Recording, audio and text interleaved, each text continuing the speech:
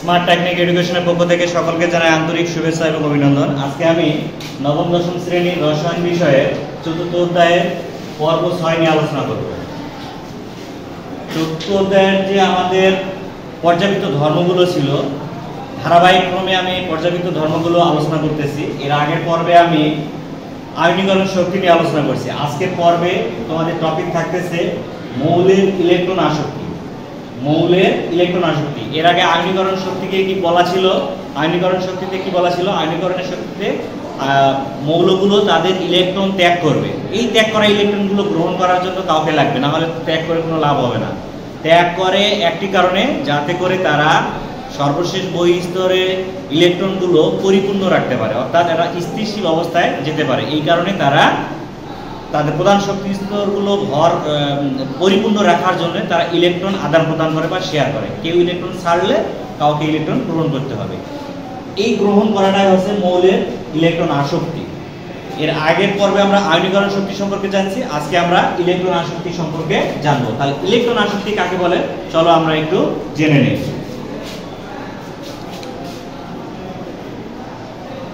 Electron আসক্তি, প্রথমে আমরা আগে সংজ্ঞাটা লিখে নিই। দেখো ইলেকট্রন আসক্তি কাকে, দেখো গ্যাসীয় অবস্থায়, অর্থাৎ যে কোনো মৌল তাকে গ্যাস হতে হবে। গ্যাসীয় অবস্থায় কোনো মৌলে 1 মোল গ্যাসীয় পরমাণু, কয় মোল? 1 মোল। মোলটা কি স্যার? আপনি তো প্রতিদিন বলতেছেন মোল। মোলটা কি? কোনো পরমাণুতে যতগুলো সংখ্যক, অর্থাৎ কোনো পদার্থতে যতগুলো সংখ্যক অ্যাভোগাড্রোর সংখ্যা, অ্যাভোগাড্রোর সংখ্যার মান হচ্ছে 6 × 0.23 × 10⁻23। এটা হচ্ছে অ্যাভোগাড্রোর সংখ্যার মান। এতগুলা যদি অণু বা পরমাণু থাকে, এই সবগুলোকে মিলে 1 মোল বলা হয়। এটা মাথায় রাখবে। কোনো পরমাণু, কোনো পদার্থতে অ্যাভোগাড্রোর সংখ্যক যদি অণু পরমাণু থাকে, তাহলে তাকে 1 মোল বলা হয়। অর্থাৎ গ্যাসীয় অবস্থায় কোনো মৌলের 1 মোল গ্যাসীয় পরমাণুতে 1 মোল ইলেকট্রন প্রবেশ করাবে। 1 মোল ইলেকট্রন প্রবেশ করিয়ে 1 মোল ঋণাত্মক আয়নে পরিণত হবে। আমরা জানি যে ইলেকট্রন গ্রহণ করে সে অবশ্যই ঋণাত্মক আয়নে পরিণত হবে। যেহেতু এই গ্যাসগুলোকে আমরা ইলেকট্রন দিব, সেহেতু তারা ঋণাত্মক আয়নে পরিণত হবে। ঋণাত্মক আয়নে পরিণত করতে যতগুলো শক্তি নির্গত হবে, অর্থাৎ আমার কাছে শক্তি আছে, আমি যদি আরো এক্সট্রা কোনো শক্তি নেই, তাহলে অবশ্যই আমাকে কোনো একটা শক্তি নির্গত করতে হবে। এই নির্গত করতে যতটুকু পরিমাণ শক্তি আমাদের নির্গত হবে, এই নির্গত শক্তিটাকে বলা হয় মৌলের ইলেকট্রন আসক্তি। আশা করি তোমরা বুঝে গেছো। মৌলের গ্যাসীয় অবস্থায় কোনো মৌলের 1 মোল গ্যাসীয় পরমাণুতে 1 মোল ইলেকট্রন প্রবেশ করিয়ে 1 মোল ঋণাত্মক আয়নে পরিণত করতে যে পরিমাণ শক্তি তার কাছ থেকে নির্গত হবে, এই শক্তিটাকে বলা হয় মৌলের ইলেকট্রন আসক্তি। দেখো আমি একটা উদাহরণ দিয়ে বুঝাই দেই। সেটা হচ্ছে, দেখো আমি একটা ইলেকট্রন বিন্যাস করি। এটা ধরো নিউক্লিয়াস। প্রথম কক্ষপথে 2টা ইলেকট্রন আছে, এর পরের কক্ষপথে ইলেকট্রন আছে 7টা। তাহলে এটা অবশ্যই ফ্লোরিন হয়ে যাবে। এর পরের কক্ষপথে আছে 7টা, তার মানে এটা ফ্লোরিন। দেখো ফ্লোরিনের আমি ইলেকট্রন বিন্যাস করছি। ফ্লোরিনের পারমাণবিক সংখ্যা হচ্ছে 9। ফ্লোরিনের পারমাণবিক সংখ্যা 9। ইলেকট্রন বিন্যাস করলে দেখা যাচ্ছে তার সর্ববহিঃ স্তরে একটা ইলেকট্রন হলে তার কাছাকাছি যে মৌল আছে, অর্থাৎ তার হচ্ছে পরের যে মৌল নিয়ন আছে, এই নিয়নের ইলেকট্রন বিন্যাস অর্জন করার সক্ষমতা রাখবে। কেন ইলেকট্রন বিন্যাস অর্জন করবে? কারণ আমরা জানি পর্যায় সারণীতে যতগুলো মৌল আছে, এই মৌলগুলো পরস্পরের ইলেকট্রন শেয়ার করে সর্বশেষ কক্ষপথটাকে ফিল আপ করতে চায়। ফিল আপ করলে তারা নিষ্ক্রিয় গ্যাসের অনুকূলে যাবে। নিষ্ক্রিয় গ্যাস হইলে তাকে কোনো বিক্রিয়ায় অংশগ্রহণ করতে হবে না বা করার প্রয়োজন পড়বে না। এই কারণে তারা সকল মৌল যারা আছে, যাদের অষ্টক পূর্ণ নেই বা সর্বশেষ কক্ষ স্তরটা পরিপূর্ণ থাকে না, তারা পরিপূর্ণ করার জন্যই ইলেকট্রন গ্রহণ করে অথবা বর্জন করে। যেহেতু ফ্লোরিনের ইলেকট্রন আসক্তি আছে, কারণ তার সর্বশেষ কক্ষপথে একটা ইলেকট্রন লাগে।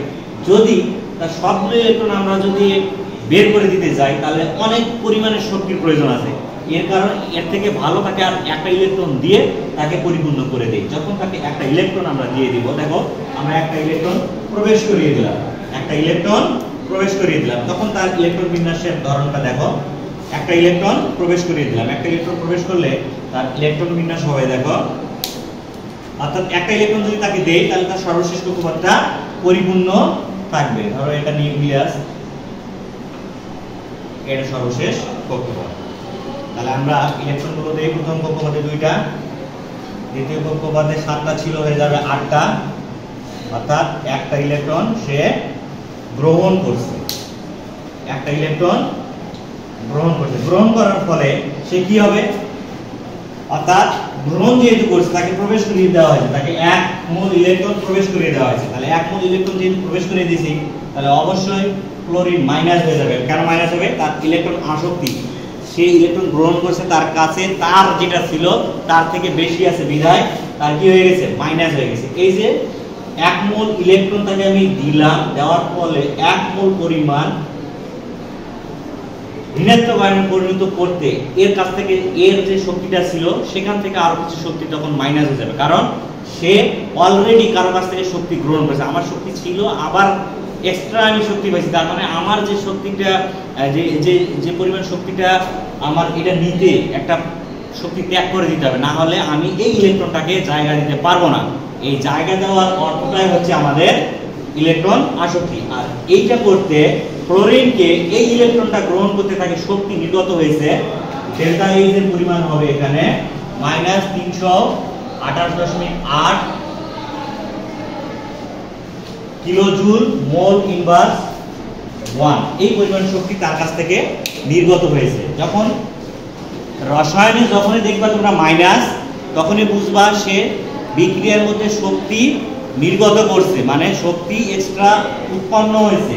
আর যখনই বুঝবে যে প্লাস চিহ্ন আছে এখানে, তখন বুঝবে তাকে বাইরে থেকে কোনো শক্তি দেওয়া হয়েছে। যদি মাইনাস থাকে তার মানে তার শক্তি উৎপন্ন হয়েছে, আর যদি মাইনাস থাকে তাহলে তার কাছ থেকে তাকে শক্তি দিতে হয়েছে। এই জিনিসটা তোমরা মাথায় রাখবে। আশা করি তোমরা ইলেকট্রন আসক্তি সম্পর্কে একটা ধারণা পেয়ে গেছো। অর্থাৎ আমাদের ক্লোরিন ছিল সর্বশেষ কক্ষপথে 7টা, তাকে একটা ইলেকট্রন প্রবেশ করানো হয়েছে, তার মানে ক্লোরিন গ্যাস।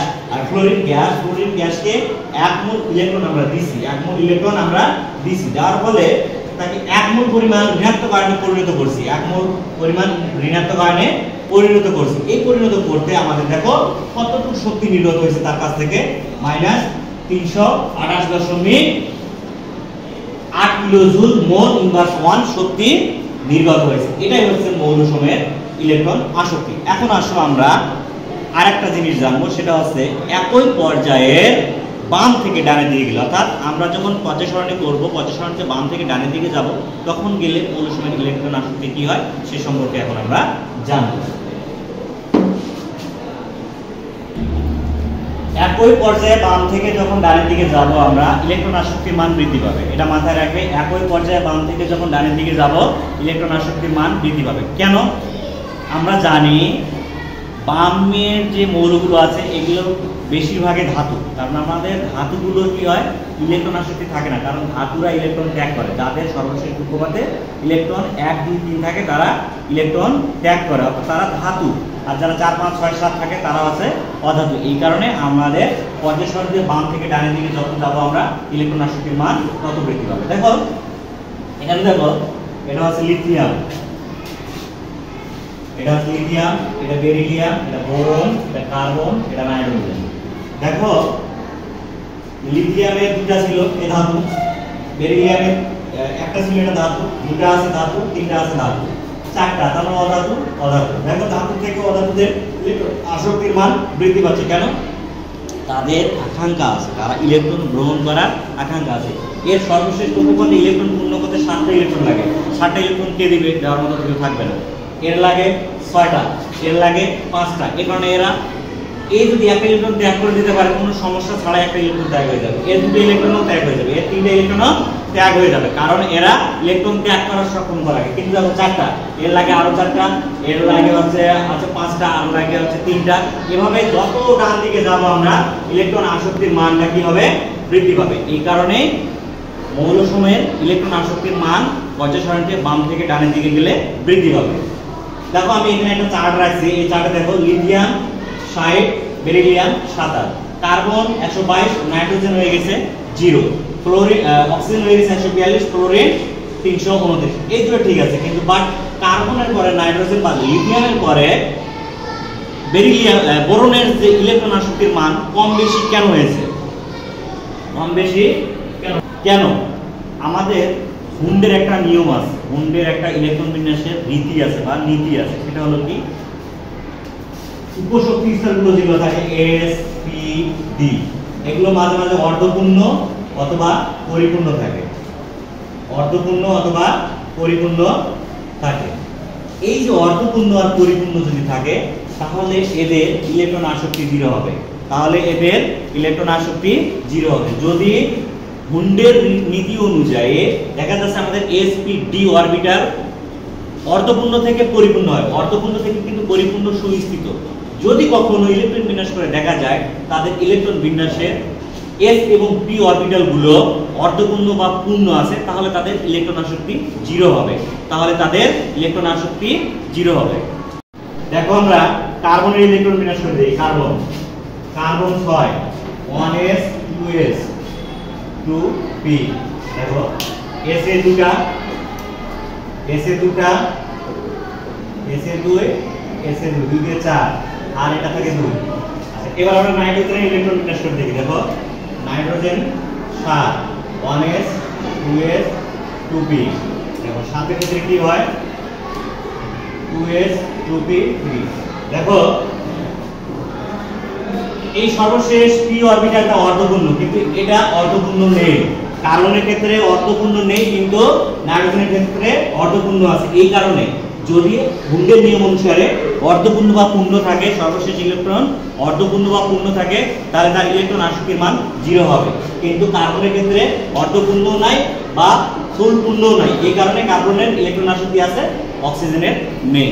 এটাই হচ্ছে এর মূল ধারা। এখন আসো একই পর্যায়ে একই গ্রুপের যখন উপর থেকে নিচের দিকে যাব তখন ইলেকট্রন আসক্তির মান কমে যাবে। একই পর্যায়ে যখন আমরা উপর থেকে নিচের দিকে যাব ইলেকট্রন আসক্তির মান কমবে। কিভাবে? লিথিয়াম, দেখো লিথিয়াম দেখো লিথিয়াম উপর থেকে নিচের দিকে আসছে। লিথিয়ামের 60, সোডিয়ামের 53, পটাশিয়ামের 48, রুবিডিয়ামের কত 47। এভাবে আমাদের উপর থেকে যখন আমরা পর্যায় সারণী উপর থেকে নিচের দিকে আসব তখন ইলেকট্রন আসক্তির মান কমবে।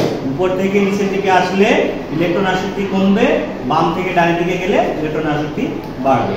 আশা করি তোমাদের আজকের যে ইলেকট্রন আসক্তি সম্পর্কে পর্বটা ছিল এটা তোমাদের ভালো লাগছে।